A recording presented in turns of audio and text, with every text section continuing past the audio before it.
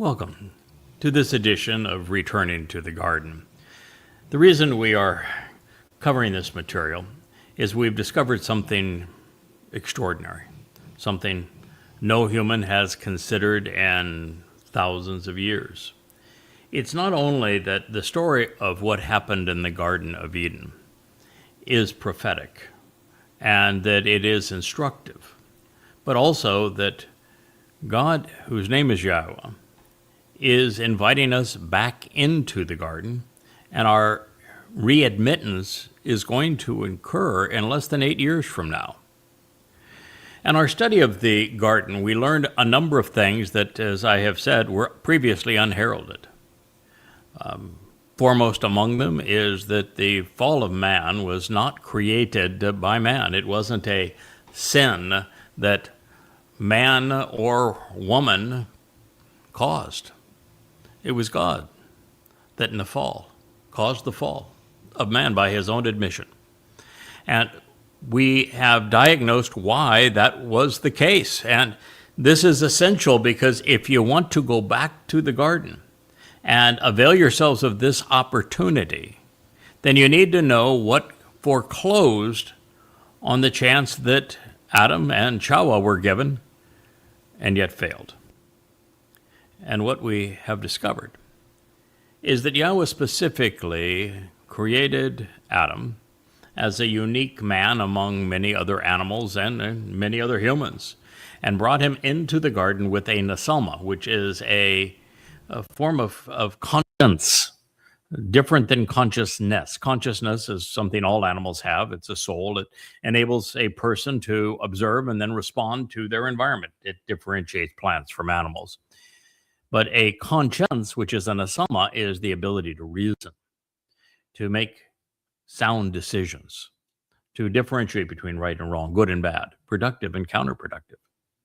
And in that environment, which was a sheltered enclosure, and even that is extraordinary, because once again, we're the first to recognize that the Gan, this sheltered enclosure of Eden, this protected and covered environment that was conducive to life, is replicated in the name of Sukkah, which is the seventh of the 7 Mowed Mikre of YAHOWAH, which means it is our destination. Sukkah is based upon the verb sakak, which means to shelter, to enclose, and protect. Just as Gan, as in garden, is from Ganan, which means to shelter, to enclose, and to protect. Which means that when we reach year 6,000 Yah, which is in 2033, less than 8 years from now, and begin to observe Sukkah, which is the 7th of October of that year, we will be returning to the garden. God says this adroitly pursuant to Teruah, because on Teruah, 15 days earlier, God has made it quite clear he's going to incinerate all of those who have come to harm Israel. All of the religious, all of the political, all the conspiratorial, and all anti-Semites will be gone right then, incinerated. And then God's going to restore, terraform the earth so that it returns to the conditions of Eden. And then that was a powerful sign by itself, because what that means is that the earth itself is a broader version of Gan Eden. In other words, Gan Eden, this Garden of Eden, it was a microcosm of earth. Earth is a sheltered garden, protected, covered, and conducive to life. When you understand all of the fine-tuning of our planet, right up to the molten core and magnetic shield protecting us from all manner of cosmic harm, and our atmosphere, laden as it is with water, also protecting us, then you recognize that this planet is finely tuned for life. It's sheltered, it's protected.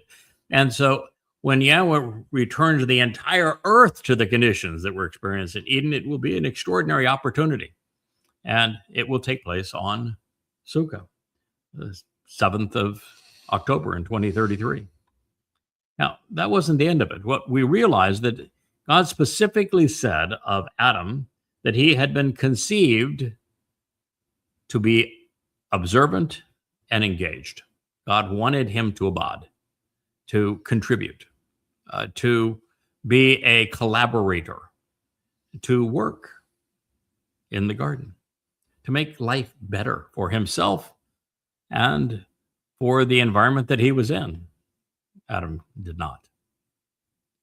He asked Adam to be observant. God was looking for an explorer that eventually he could take off of this planet and trust to go off and visit faraway galaxies and explore new worlds.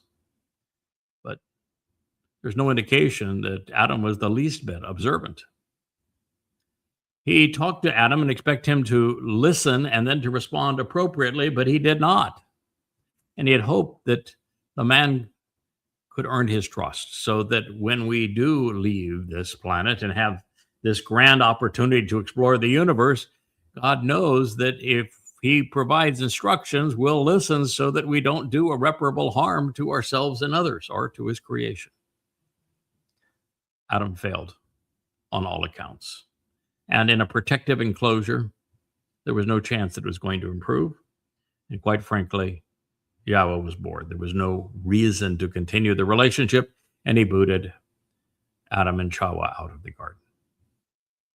Now, the reason this is important is if you're going to be among those who's invited back to the garden, you need to know what God will be expecting of you for you to grow past it, for you to go past year 6,000 Yah to 7,000 Yah and hit the 8th octave into infinity so that you can be released from this planet and trusted to go explore. That will require you to be observant, to closely examine and carefully consider everything that has been presented to you, particularly in the testimony of Yahweh, particularly in his Torah. It will require you to be a good listener so that you know what God said and you respond appropriately. It require you to learn from what God has offered. It will require you to engage. This idea that you can feel your way to salvation or that salvation is by way of faith is utter nonsense. Well, you're going to have to know who God is, know how to relate to him, and you're going to need to engage, to be a collaborator. God values work. Adam didn't work, and if you want to be with God going forward, you're going to need to value work. This is not an entitlement society. It is a relationship where all parties contribute. Work is good, beneficial, collaborative, bonding, creates value. But also, God's not looking for perfection. In fact, the instructions he gave to Adam was simply, don't make a habit of doing the one thing I'm asking you not to do. If you did it once and learned from it, then no big deal. That it just moved on. But what God's looking for is that if we make a mistake, when we make a mistake, and we have to make mistakes, because if we don't make mistakes, we don't grow. We don't have an opportunity to prove our resolve. If we don't make mistakes, we must stumble to be worth anything to anybody, to have character, to have confidence. What God wants is that when we do stumble, when we fall, that we have what it takes to get back up. We get going again. We dust ourselves off. We learn from the experience, and we build upon what we have learned. These are the things that God's looking for. Oh, all of those are really profound insights as to what happened in the garden. But there were so many more. For example, we discovered that Adam, the man, was conceived in God's image when he was given a nesama, a conscience. The woman was actually created in man's image. The next thing we learned is that the woman was conceived specifically to be helpful to the man. And this means that man was created to have a relationship with God. Woman was created to be helpful to the man, which means that they would collectively be able to have a relationship with God, but that's how the relationship would work. And if you're a little bit out of shape and say, I'm a woman, hear me roar, understand that God views work positively. He tells us routinely that for those who relate to him, who engage with him, he is their helper. Use the exact same word, it's there. And so he is asking women to be as he is, helpful, supportive. It pays dividends, makes the relationship better. We've learned many things. In studying all of this, one of the things we have learned also is that there was no Eve. That's a mother goddess. The woman in the garden was named Chawah. And we're also about to cover the turf of how Hasatan would mislead her. And what's interesting about this is that not one person in a million understands who the serpent is and what Satan's role is. Satan was created by Yahweh. He was programmed by Yahweh. He was doing what he was programmed to do. And he has continued to do as he was programmed as he creates religions. And for the most part, he actually quoted Yahweh accurately. Occasionally he would stumble, but for the most part, he quoted Yahweh accurately, and it was the woman who took off from there and ad-libbed, which not a good idea. So this is also an important insight. And one of the things we've also covered already is that there were two trees in the garden. Everybody knows that. One was the tree of lives, plural, because the whole purpose of the tree of lives is to give you another one beyond this one. And that tree of lives represents Dowd, David, the Messiah and Son of God, because he's the one as our Savior that in his second of three lives fulfilled Pesach, Matzah, and Bakorim, with Pesach opening the doorway to continued life.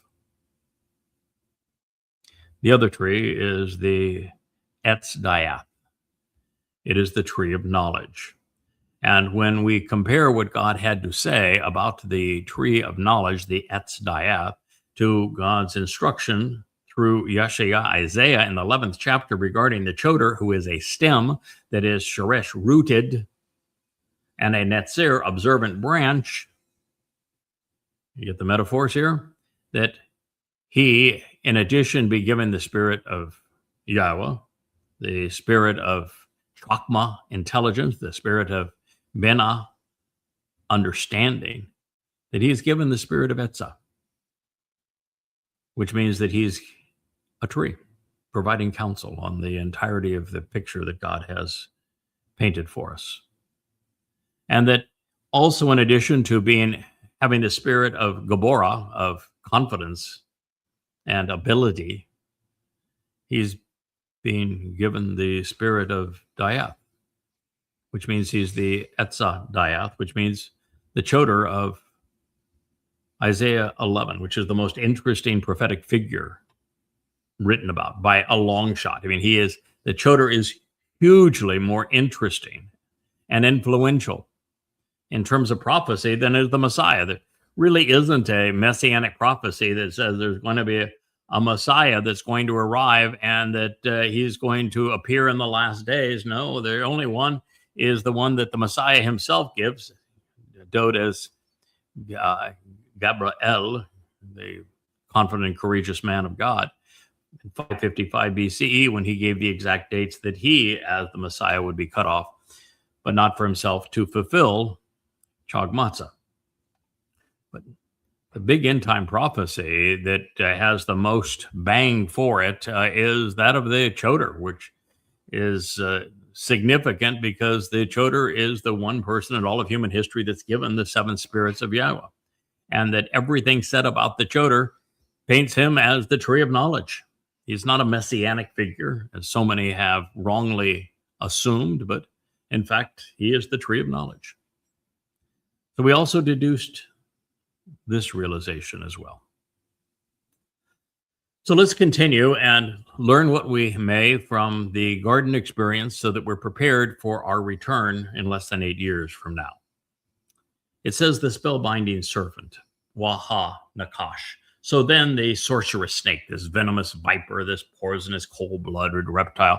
And I must tell you that when Hasatan, the adversary, came to meet Chawah at this moment, he was not new to her, and he was not actually a snake. God uses symbols, metaphors, to describe people's nature. For example, the chodar is the tree of knowledge. The chodar is a man. The man is not a tree, but that man provides a tree of knowledge through these kinds of books. That's the message here. So the serpent is actually a karub. It's a level of malak. Malak are Yahweh's heavenly messengers, spiritual messengers. A malak can be a man, but is most commonly they're part of Yahweh's heavenly ensemble of messengers, of implements that he uses. And the highest level of the malak is a karub. That's why the karub are placed in the most set apart place within the temple, and also on the Ark of the Covenant itself. He was one of those. And his role was to guard the Gan Eden. And he wasn't guarding it to keep them in, but to keep trouble out. You see, humans existed all outside of the garden at this point. They had for probably, maybe even up to 200,000 years in terms of Homo sapiens and Neanderthals. And so that's what they were there for. So he came off the wall. And we learn a lot actually about his identity and nature by reading Ezekiel. Ezekiel is not a prophetic book, but it is a book that is inspired by Satan and presents Satan's perspective on all things, including his hatred of Jews. That's why it has 25 ways to kill a Jew.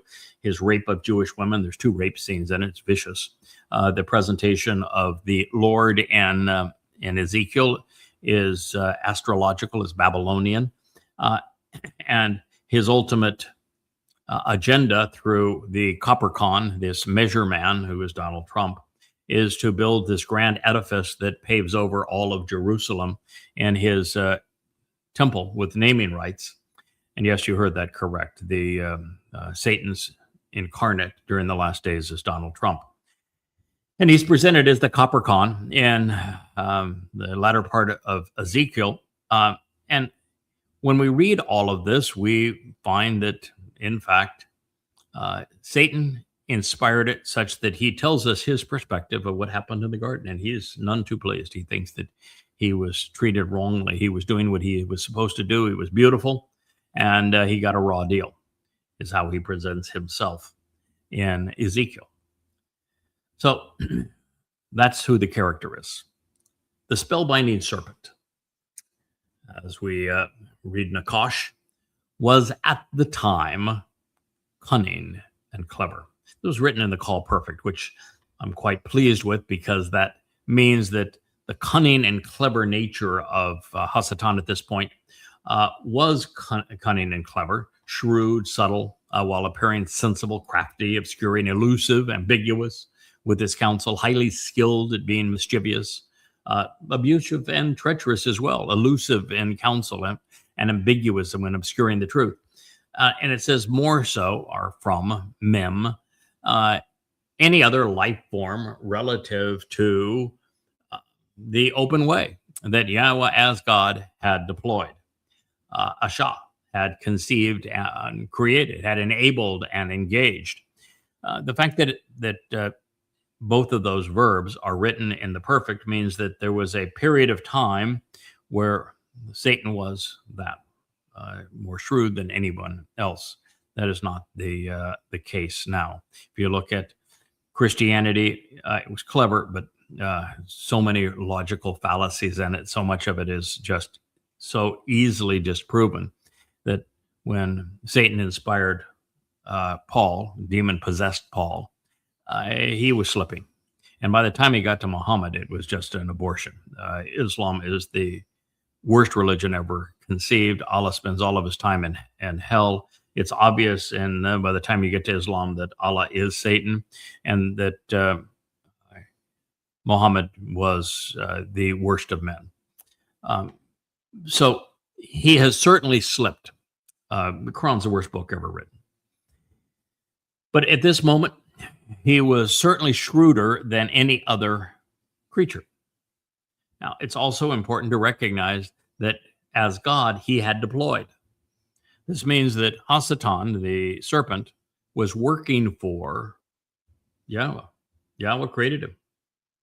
Yahweh deployed him. They are not, Hasatan's not God's adversary. He is an adversary of humankind, but God was insistent that choice be legitimate, that you have a realistic, what appears realistic, choice to not be associated with him. Hasatan fills that role, and in this case, he was the one who was dispatched to accomplish what follows. So as we read this, Nakash, spellbinding serpent representing Hasatan, the adversary, was clearly symbolic. Dowd serves as the Passover lamb. He was never a lamb, but the lamb is symbolic. My role in the last days is as a bull. I'm clearly not or hooved and don't have horns that I know of anyway. And so it's symbolic. It speaks of the character, the nature of a bull when characterizing a particular man. Eliah, who will return as one of the final two witnesses, is presented as a goat. And clever and bold and all of those kinds of things as well. A goat with gab, if you will. So God uses metaphors. He called the Israelites on the Exodus children. They were not, but the term just depicts the kind of role that Yahweh was trying to establish with them as father and sons. So you need to know the serpent is merely symbolic. Hasatan is an amoral and sometimes immoral spiritual being. His outward appearance on this occasion would have been brilliant, radiant, luminous. He's comprised of energy and light. And he would have been known to Adam and to Chawah because, well, he was a cherub, something that we learn in the book of Ezekiel, where Satan had been one of those positioned on the wall guarding Eden. So I'm pleased to see here, as I've mentioned to you, that Yahweh limited the period of time in which Hasatan would be and remain particularly clever, using the perfect conjugation, because at this point, in the books that I have written to expose him in Christianity, for example, and also in Islam, there are 5 volumes of the Goddamn Religion series, 5 of the Twistianity series. I found it exceedingly easy to outthink Satan and to expose and condemn the religions. So he is not the smartest life form around now. He can be outmaneuvered and we can outthink him. And that's important. That was really one of the challenges that God wanted us to overcome.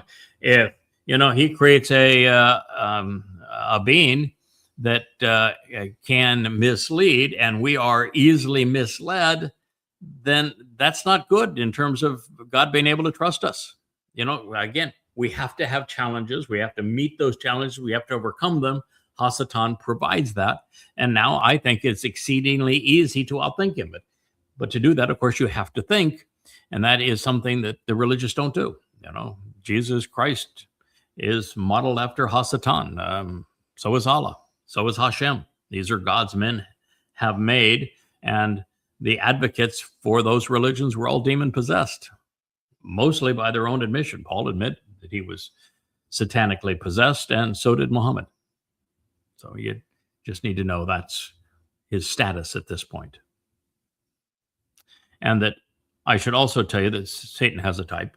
And when we read through the prophets, particularly what Gabriel, Dowd, said through Daniel, and what's in the 14th chapter of Yeshaya, Isaiah, as well as other places throughout the text, there is no question as to who the person the Christians view as the Antichrist, this would be the corporeal incarnation of Satan, is today. He's Donald Trump. So if you look at the perversity of Muhammad and Paul, and now Donald Trump, I can tell you emphatically that Satan has a type. Also telling and typically missed is it is evident that Yahweh deployed Satan at this time. He used him. The meaning of Ashah, engaged and acted, is clear in this regard. Therefore, Satan was programmed to do exactly as he has done, which has been to sometimes misquote and sometimes to accurately quote God's instructions to elicit an adversarial response. Yahweh did far more than allow this to occur because the verb indicates that he facilitated the response. And he may have even scripted it. And I think that as we get later to it, Satan's statements are actually prophetic. So it's clear that Yahweh scripted it. So this is how God has specifically caused the fall of man. Therefore, once again, we find affirmation that God had grown weary with the relationship between himself and Adam in Eden. And this means that after he gave up on Adam, given the choice to be with Chawah, man chose to be with his counterpart rather than with God. Therefore, the disappointment was mutual. Now, God would never have said it isn't good for man to be alone if he wasn't planning on leaving Adam. And so at that point, there was no Chawah. So he created Chawah just so that man would not be alone because God was already pulling away from the relationship. Now, this being the case, the breach in this relationship would ultimately provide a fresh canvas to paint God's portrait. Ultimately, he wanted to portray what we were, where we failed here and where we can succeed 8 years from now. Now, given time, his Baresyth covenant, his Torah teaching, his Mikre, invitations to be called out and meet, coupled with some men and women more to his liking that God would choose and inspire, they would lead many back into a position where only two had been previously. This would afford the opportunity to be better educated, more experienced, and far more reliable and entertaining. Now, even with more evidence before us, we can now be assured, especially at this point, that Yahweh wanted man to grow up. And the only way for that to occur was him to move out. I think there's a movie called Failure to Launch that was hilarious about how an adult man needs to leave home and be out on his own. It's why Yahweh said regarding Adam and Chawah right before this conversation that it's appropriate for a man to leave his father and mother and to be with his woman. We need to fly the coop, if you will, to get out of the nest for us to grow up and mature. So in this case, there was no substance to the man. And frankly, as we progress in the story, we find that Adam was a bit of a nitwit, a man without character or backbone. When offered what he knew was wrong, he took it without a word of protest. So he certainly wasn't trustworthy. And given the opportunity to accept responsibility, he passed the buck. He blamed both the woman and God for his ineptitude. But that's getting ahead of the story. And fortunately now that the tree of knowledge has been restored and the series called YadaYahowah, you see these 35 books surrounding me. They're all free at YadaYah.com, YadaYah.com, that we have experienced a lot of good and bad and personal interactions over the past 6 millennia as humankind, and we're becoming more interesting. We're can be conversationalists. We can be enjoyable explorers. By first having become good listeners, we are gradually becoming good coworkers. So, per God's direction, Yahweh sent Satan, and he went after the woman, such that she would corrupt her man. Hasatan began with a very modest embellishment of God's testimony, establishing credibility by commingling much of what was true with a tiny little lie. It was the same formula he would use to advance religions like Christianity and Judaism. It's mother's milk of politics. It's how conspiratorial deceptions build and grow, with the lies simply growing bigger and bigger over time as more and more evidence is ignored. So this is how it reads. Then he said to the woman, so what if it were true that God said you should not make a habit of eating from any tree of Hagan, of the sheltered garden? Baresyth, Genesis 3:1. Now, while it may sound a bit audacious to suggest that it doesn't matter what God actually said, isn't that what's required for there to be a Talmud, a New Testament, and a Quran? They all go off on their own tangents, irrespective of God's guidance, don't they? And if that were not bad enough, the religious, like Satan, have felt at liberty to alter God's instructions to fit their agenda. There's no Jesus or Christ in the Torah, prophets, and Psalms. Dowd is the Messiah, the Son of God. There are no crosses. There's no churches. There's no Christians. There's no Christmas. There's no Easter. There's no Sunday worship. There's no prayer. None of this stuff exists. It's all added. So what if God said such and such? What does it matter? Who cares? Let's build our own religion. We'll make our own God. In fact, we can just turn a man into a God. Well, that'll be clever, right? Oh, then for fun, we'll have men kill God. Oh boy, won't that be great? Oh, then we'll have God be twinkle toes and come back to life. Yeah. That'll be a great religion. It's disgusting, actually. Men have felt at liberty to alter God's instructions, his teaching, to fit their agendas. So apart from this tactic, there really would be no religious texts. Now, it's worth noting here that in writing the first 14 books of the Christian New Testament, Paul never once quoted anything from the Torah and prophets accurately. Every single citation in all 14 of Paul's letters is screwed up. He butchers them all. And in the Quran, of course, nothing even approaches reality, as Talmud stories were twisted almost beyond comprehension. Now, in this particular case, God had provided the appropriate guidance. He said, if you recall, Yahweh Almighty, he provided direction concerning the man, saying, from every tree of the garden, you can continually and actually eat. There were no restrictions. You can eat from any tree you want to. You can eat as long as you want to from any tree of the garden. He would then follow that up and say, well, there is a consequence from one tree, that tree of knowledge. It is something that if you continually consume from it prematurely, well, then you're going to die. So that's quite different than, something different actually than what Hasatan said. So there's only one tree that God said that Adam should not habitually consume due to the consequence. It was premature for man to know such things, especially the kind of things that I have now refuted in the 3 volumes of Babel, the 5 of Twistianity, and the 5 of goddamn religion. Nevertheless, Satan did what he inspired Paul and Muhammad to do when creating the New Testament and Quran. He offered a modification of God's testimony such that it sounded plausible to the unthinking. You see, if you're going to fool people, you don't ever come out with a wholesale lie. It doesn't seem plausible.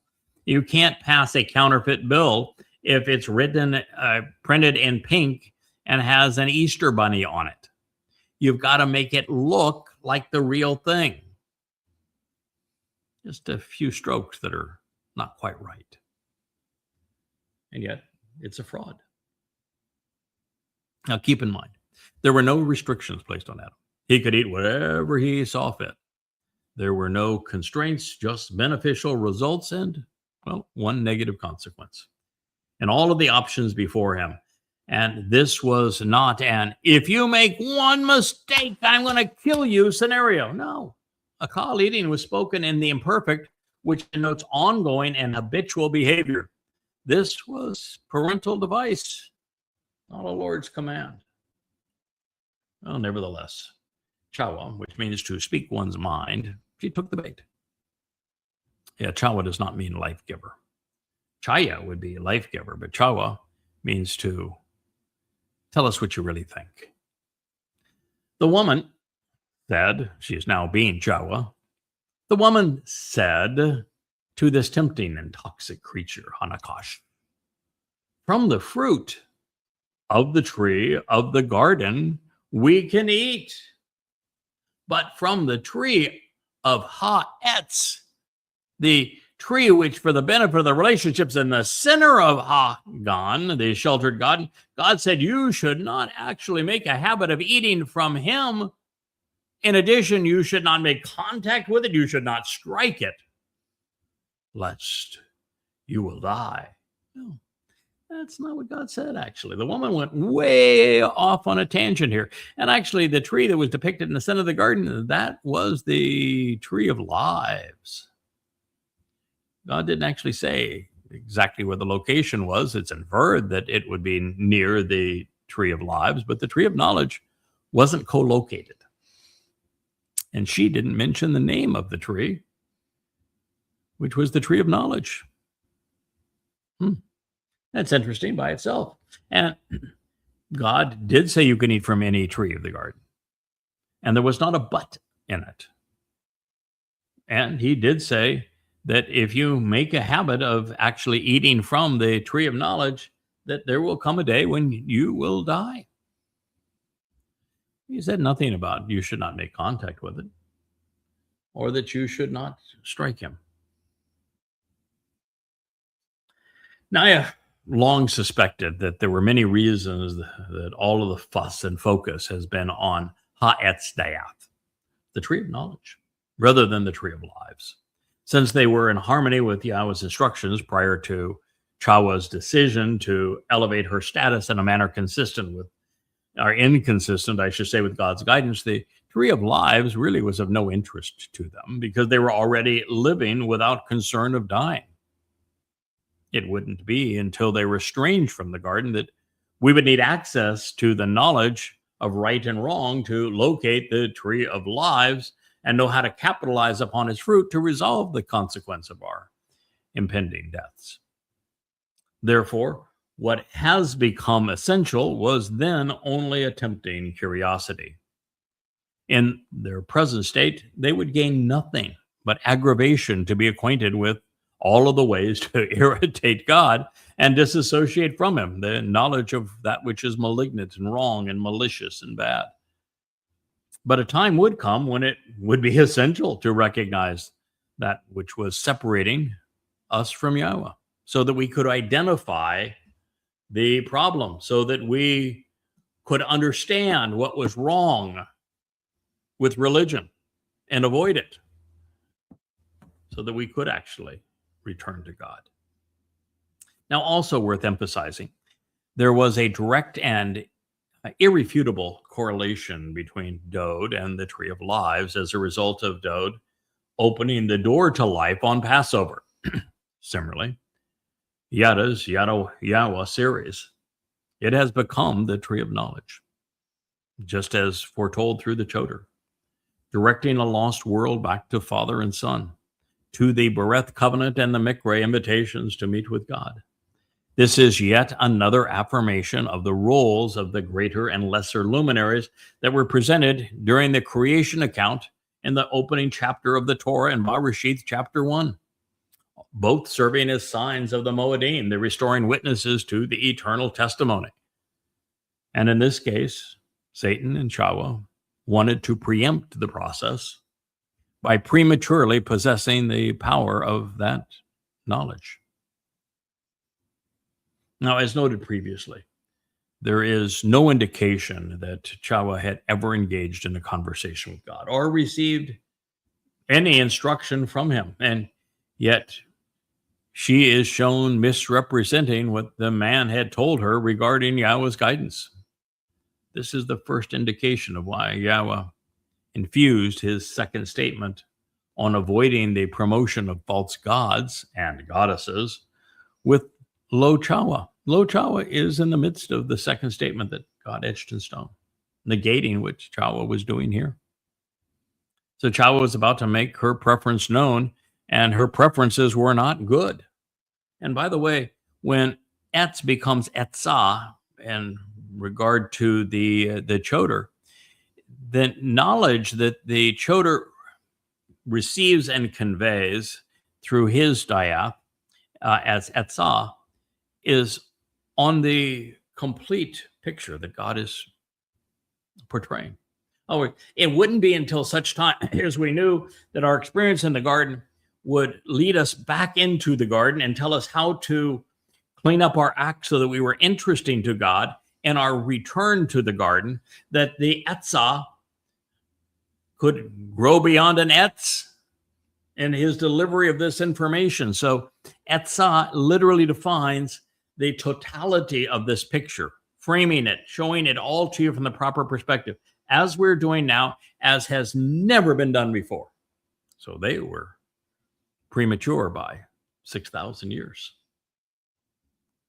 Now, having observed Chawah, Satan knew that she wanted to be more than this man's helper. She wasn't lusting for the fruit of the tree of knowledge because she wanted to be a benefit to Adam. No, she had designs on being a goddess. So Hasatan said that she could do whatever she wanted without being subject to God's warning or the man's influence. She could be whatever she wanted to be. She could write herself into this story. So Nakash, the venomous serpent, he replied with ongoing implications to the woman. You all as mankind absolutely will not die. Lo Muth Muth.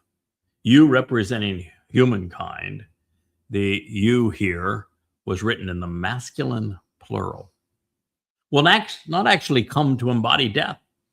You all will not be killed.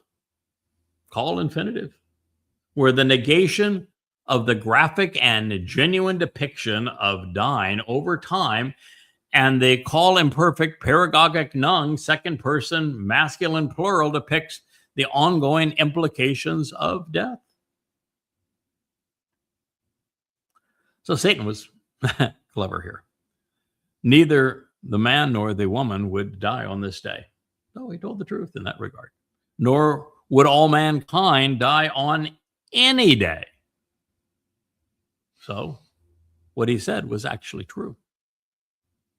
And yet it was totally misleading, wasn't it? Clever. Out of understanding of the serpent's ploy is advanced, our understanding of it is advanced by the realization that by using the imperfect conjugation, this declaration would play out over time and was not therefore limited to any one day, much less this day. Hanakash was addressing the woman, and yet he phrased Muth, death, such that it was addressing mankind because it was conveyed in the second person masculine plural, as in humankind. Therefore, in this, the second of three statements from the adversary, he deployed a strategy that he would use to make religions believable. He negated what God said by offering a credible alternative, effectively countering God's instructions by making such a tiny, minor, itsy-bitsy alteration. Like Paul. There was a Messiah in 33 CE. There was a Son of God in 33 CE. He fulfilled Passover by crucifixion. He was king of Israel. He would return again as king. He didn't actually die. His body did, but his soul went off to Sheol. It's just that Messiah was no David. A wee little change. Now, in like fashion, Paul, having been demon-possessed, made Jesus appear believable. Because there was a God who inspired his prophets to speak of his Son, his chosen one, and the Messiah, who would fulfill Passover by being crucified in 33 CE and then return as king. And while Satan and Paul knew that Yahweh was addressing Dowd, the counterfeit was sufficiently clever to fool billions of unsuspecting souls.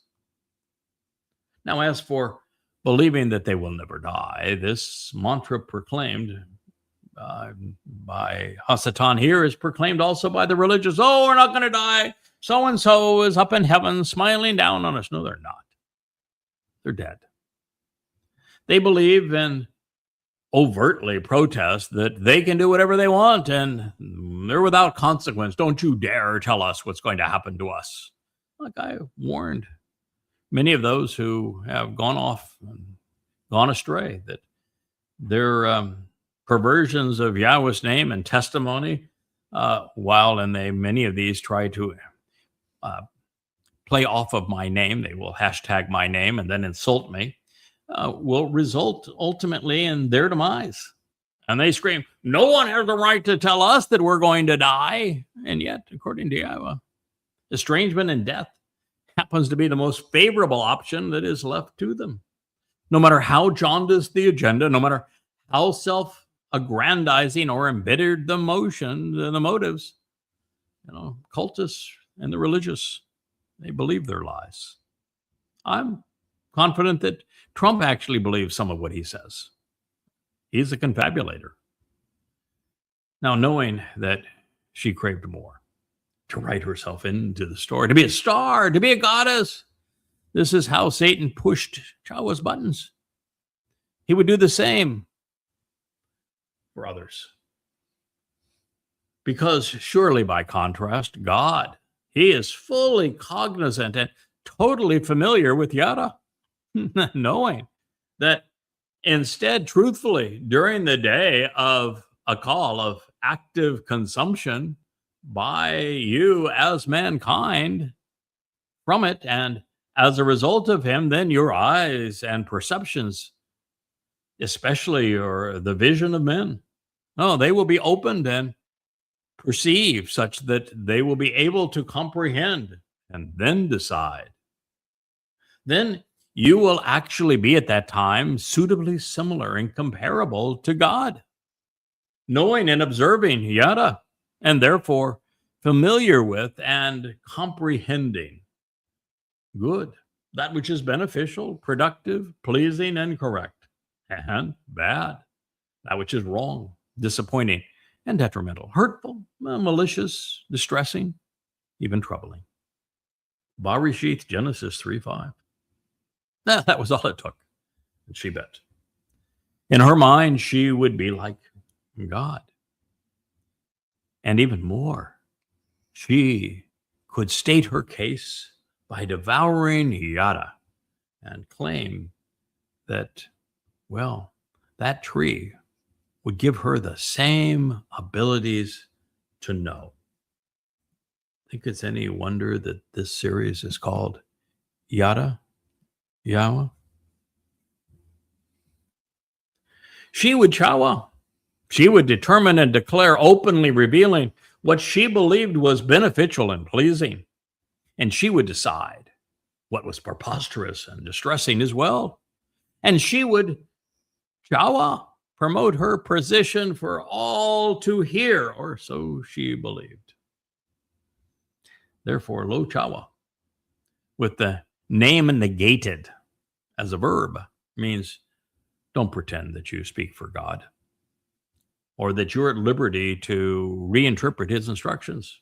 Lo Chawah as a verb, the basis of the name foretells that there were no mother gods to claim as their own, and that those who pretend to speak for them will be judged and condemned.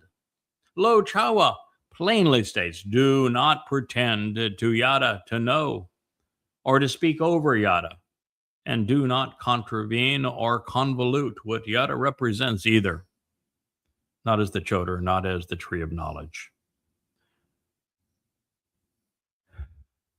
And no matter how cunning you may think you are, and how captivating you may be, even confusing, these things are a far cry from Chawah, genuine intelligence and wisdom. and they have been supplied to the Choder by the Ruach of YAHOWAH. You can't compete with that. Don't try. Benefit from it. He's not selling you his fruit. He offered it freely. Lo Chawah is a warning not to preempt Yada or YadaYahowah as the EtzDayath, this tree of knowledge. They represent the last and best hope to recognize what Dowd represents as the tree of lives and to capitalize on all that he achieved by fulfilling Pesach and Matzah. Now, as an interesting insight in Hebrew grammar, there are actually 4 conjugations. The perfect and imperfect we know quite well. They address time-constrained and ongoing action, while the participle and the infinitive, well, they convey the same attributes relative to time, but they also create a hybrid between a verb and a noun. Therefore, in this case, with the participle, yada becomes to know yada, with the verb conveying an actionable and descriptive title. The implications are significant because the adversary's strategy then and now is to babble, to commingle truth and lies, to confuse and to confound, beginning with statements which are mostly accurate. This is the most effective way to mislead, and it explains why religions have become so popular, because this is their foundation. So in this case, Yada, in fact, does know Yada. He has been fully aware that there will come a time when many will become familiar with Yada as well, and they will devour the fruit he is offering. These 35 books that you see around me, all under the YadaYahowah series, and now hundreds upon hundreds of YAHOWAH logs. So in this case, not only was Yada, know, described as an actionable noun, so was a call to consume. These acknowledgments address our time, this very moment, when the EtzDayath is revealing the identity of the EtzChaym, with Yada acknowledging Dowd, the lesser luminary reflecting the greater luminary's light, being the light of life. And that is also that all mankind does not actually die. So at long last, the eyes of man are being opened such that some people are finally becoming perceptive. For the first time in 6,000 years, many of us comprehend what we need to know to properly respond to YAHOWAH. We're aware of what God is offering, as well as expecting in return. Now, this is what is causing the select few to be more like God, particularly at this time, which is exactly what God wants. He wants us to become more like him. Good listeners, engaged, responsive, collaborators, contributors, thoughtful, learning, teaching, reliable. Even God made mistakes and learned from them. He regretted having conceived man. He certainly regretted speaking directly to the children of Israel during the Exodus, showing them the promised land when they rebelled against him. The whole Exodus experience, God is furious with his people. Yeah, so God made mistakes too. But I tell you what, just as we have the opportunity to learn from them, so does he, and he does. And it is by learning from our mistakes that we not only develop resolve and character and prove that we are reliable and dependable, but it's those mistakes which make us interesting. If everything in God's story just played out all, lollipops and tulips, God, what would the purpose be? If every person was perfect, God would be bored out of his mind. The last thing he wants is a lot of mini-me's. He wants us to be like him in the sense of having the similar attributes, loving the same things, passions for similar goals, listening, exploring, learning, observing, working together, getting up when we stumble. proving our worth. And so this is really something that is heretofore not been understood. So this is what is causing a few select individuals to be as God intended. It is Yada knowledge which makes this possible. A familiarization, a Yada, that is just now being Yada recognized. It is the fruit of the tree of knowledge. Packed within the volumes of YadaYahowah is a nourishing harvest of information and insights about Yahweh, his Torah, and his prophets. And we are now aware that his Torah guidance leads us to the Baresyth covenant through the Mow'ed, restoring witnesses to the eternal testimony. In this way, the Katan Ma'or reflects the brilliance of the Gadol Meor as an oath, a sign for the Mow'ed, these 7 annual meetings with Yahweh, with the EtzDayath, familiarizing the world about the brilliance of the EtzChaym, Dowd, our Savior. And while that is obviously told, really good news, productive and beneficial, now with the publication of the Babel, Twistianity, and Goddamn Religion volumes, for the first time in a long time, humanity has the wherewithal to know what is deceitful, destructive, deadly, demonic, and diabolical. The religions of Judaism, Christianity, and Islam have been objectively exposed and condemned, excoriated logically, using evidence and reason. The path home has been cleared of those obstacles that have tripped so many for so long, that have obscured the path. Now, these 13 volumes within the YadaYahowah library are an expose on Ra, that which is caustic to mankind, wrong, disappointing, and detrimental, malicious, and troubling. Nothing comparable to those 13 volumes has ever been written. And they're freely available right now when they're needed most.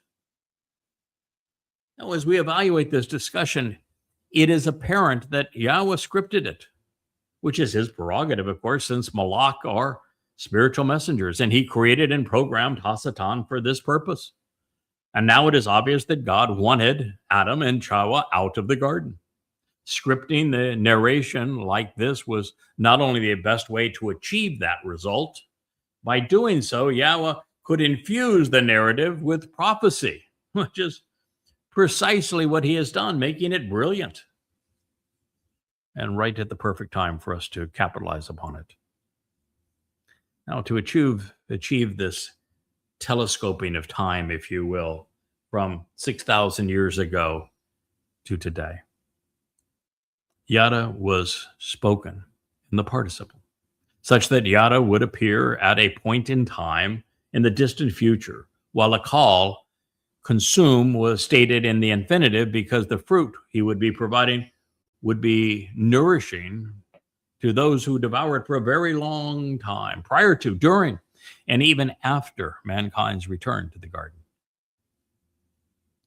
The presentation departs from a simple historic discussion between the serpent and Chawah with EtzChaym. You, because it was written, certainly spoken, now written, in the masculine plural, rather than the feminine singular. Hebrew has a feminine singular. It could have been written and spoken in the feminine singular. It was not. It was written, spoken in the masculine plural. It is therefore depicting a much larger audience, including all of those who will be consuming the fruit of the tree of knowledge in the future. Men who can then be seen as from it, as a result of him, reminding us that the tree is symbolic of a person, the Choder. Likewise, the eyes being opened via a pakach are also depicted in the masculine plural. Therefore, rather than Chawah's perceptions being enhanced as a result of the perfect conjugation, we discover that it's mankind who will one day come to understand. And since Pakak was shaded by the Niphal stem, those who come to comprehend through their own initiative will be able to determine their fate by processing the information and the insights that they have gleaned from this tree of knowledge. The Niphal has them carrying out and receiving the intent of the verb. Do you ever think grammar could be this fun? Now, the clever use of Hebrew grammar throughout reveals that a time will come when you, again conveying mankind in the masculine plural, Haya, will actually be Ka, suitably similar to God. For these select individuals who earn Yahweh's favor and trust. This is the purpose of the EtzChaym and EtzDayath, because as a result of the Moedim, which they fulfill, first Dowd, Pesach, Matzah, and Bakurim, we will become immortal, perfected, enriched, empowered children of God. The Mowed of Chawah, fulfilled by the tree of knowledge, brings the covenant family home, while Teruah is restorative, purging the final remnant of guilt, so they can celebrate Dowd's arrival with Yahweh on Kippurim, and then enter Gan Eden on Sukkah. And through it all, it is what Yada knows that actually makes it possible for mankind to benefit from the fulfillment of the Moedim. Now, reaffirming this conclusion, the second iteration of Yada, to know, was also scribed in the participle form, making Yada an actionable noun at this time. Also interesting, Yada conveyed in the construct form is bound to all things tob, good, because that's what follows it: beneficial, pleasing, correct, and productive. And while that is a marvelous assessment, we are also aware that Yada will serve as the means to repudiate all that is raw, wrong, disappointing, detrimental, and malicious. And may I remind you, no one has ever written 5 volumes that prove emphatically, undeniably, irrefutably that Christianity is a fraud by comparing what Paul and the authors of the Christian New Testament wrote compared to what God said. No one has ever done that before, and I destroy the myth of Christianity and that of Jesus Christ. No one has ever done that before. No one has ever tackled Islam as I did, to organize the Quran chronologically out of the current jumbled mess and to put it into the context of Muhammad's life by using the historical hadith, that of Ishaq and Tabari, so that the Quran could be understood for the first time because it was set into the context of Muhammad's life, with 5 translations of the Quran covering the entire Quran from beginning to end. 5 volumes, 4,250 pages of irrefutable proof that Allah was not a God, Muhammad was not a prophet, and that Islam is not trustworthy. No one had ever done that before. No one has ever proven that the book of Ezekiel was inspired by Hasatan, which is why the scenes in heaven are of Babylonian gods, which is why Ezekiel was so tormented, which is why the book presents 25 ways to hideously murder Jews, which is why there are 2 ruthless rape scenes in Ezekiel attacking Jewish women. It's why there's the Copper Khan and this grandiose plan to tear down everything that is in Jerusalem and build this monstrosity with Trumpian naming rights. It's why the 7 Moedim are all changed to serve Hasatan. No one dared say, much less prove, that Ezekiel was a fraud. But that even though it is a fraud, that it was inspired by Satan, we can learn an enormous amount from it, because Satan has never been as fully exposed as he is in the book of Ezekiel. And then, of course, you can clarify many of the things that were nonsensical in the story. For example, there is no war of Armageddon. There is no Gog from Magog. There's no Magog war. There's no Valley of the Dry Bones. It's all a lie. And now prophecy makes sense. It's one cohesive story. But it also refutes the book of Revelation, because while Revelation is mostly a paraphrase of prior prophets, it quotes Ezekiel, that was a false prophet, 37 times, indicting itself as untrue. No one's ever done any of this before. It's not only the story of good with, in this case, 35 volumes, 25 of which translate Yahweh's testimony from the oldest extant witnesses, the Dead Sea Scrolls, scrub it of the diacritical markings of the Masoretes, so that you could know exactly what God said in an amplified form with tens of thousands of unheralded insights. Oh, we have good beyond what anyone has ever perceived previously. And we have the bad. It is the tree of the knowledge of good and evil, right for our time. So by conveying this message this way, accurately, prophetically, with precision, Yahweh has given us a glimpse into his intellectual prowess. He actually told Chawah the truth, knowing that she wouldn't understand it and that she would respond inappropriately. And by doing so, God helps us understand what the future holds in store for us, how we're going to get from here to there, what is going to carry us through.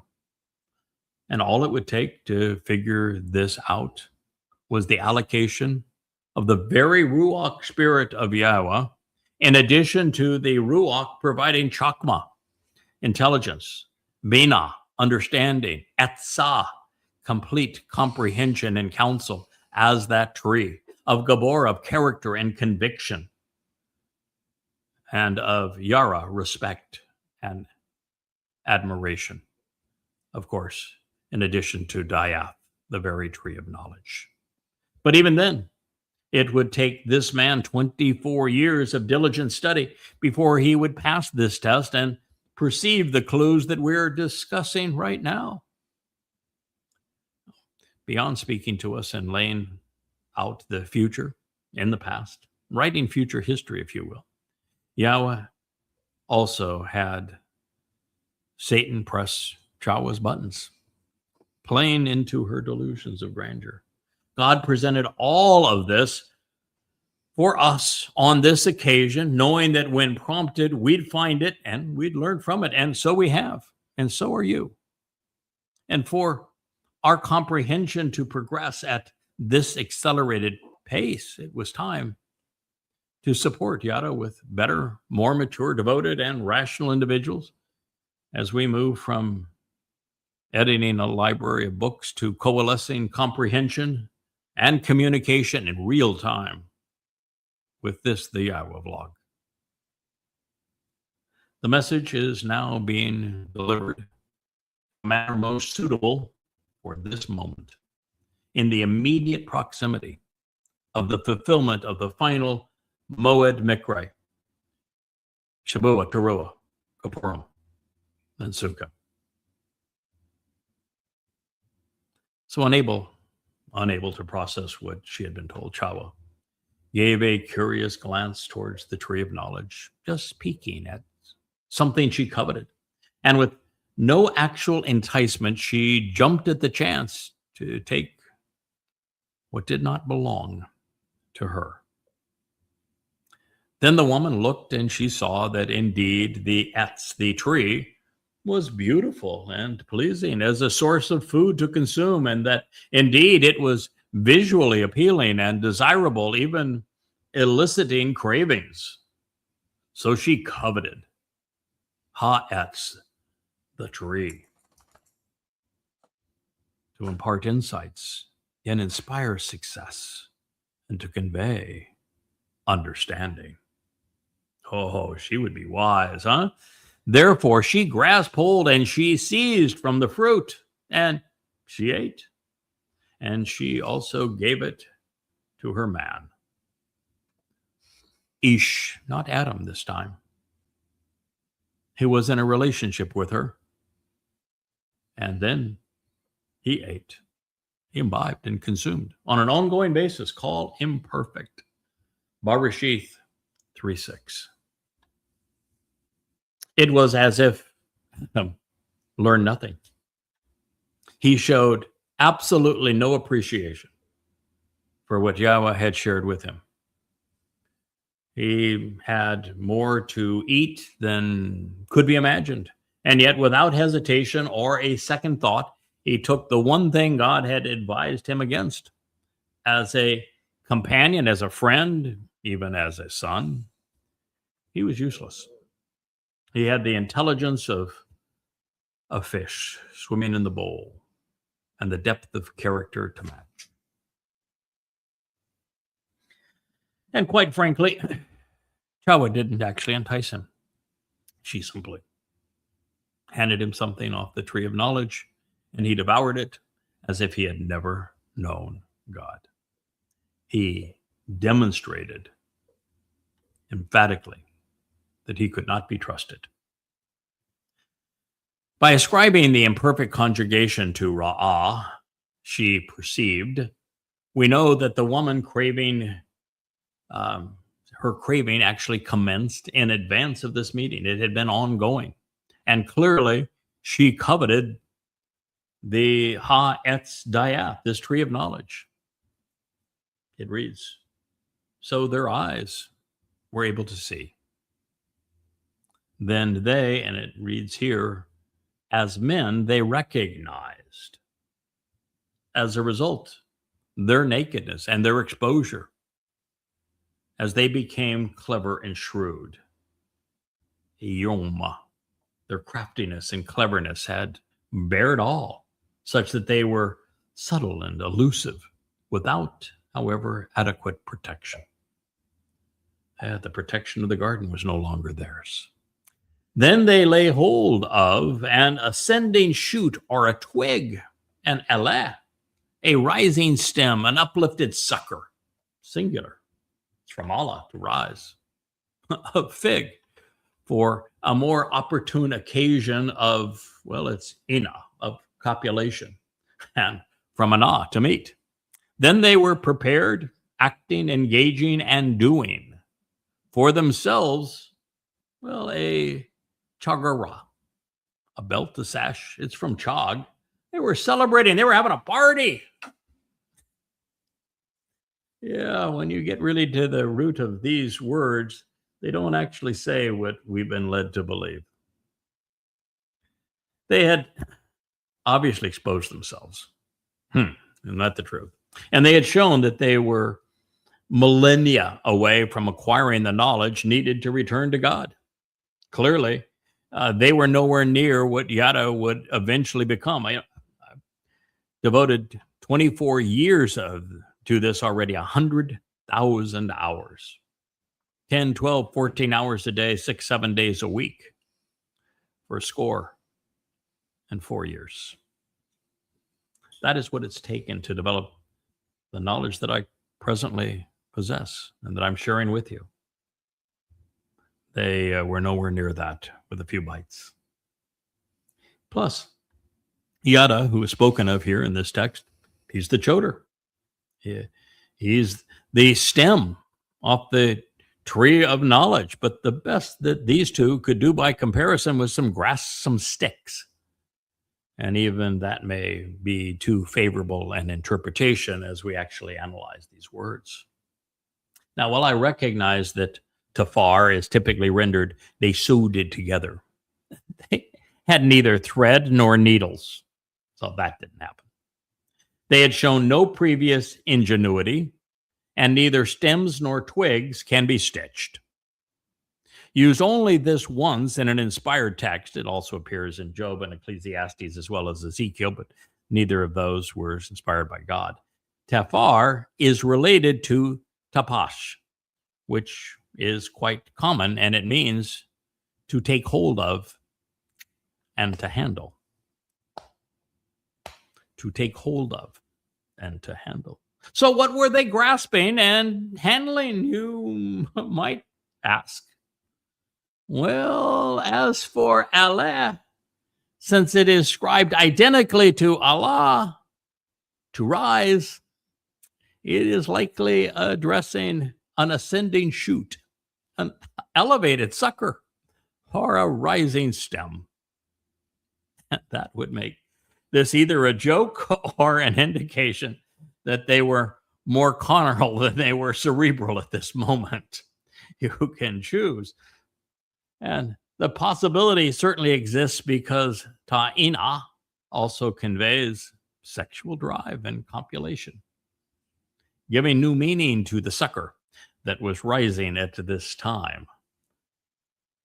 It is from ana, which is to greet, to meet, and to capitalize on an opportune moment. So once again, you can make of this whatever you will. I'm just the messenger. I'm delivering what the words say. I'm suggesting that God had a sense of humor at this moment. And I rather like his style.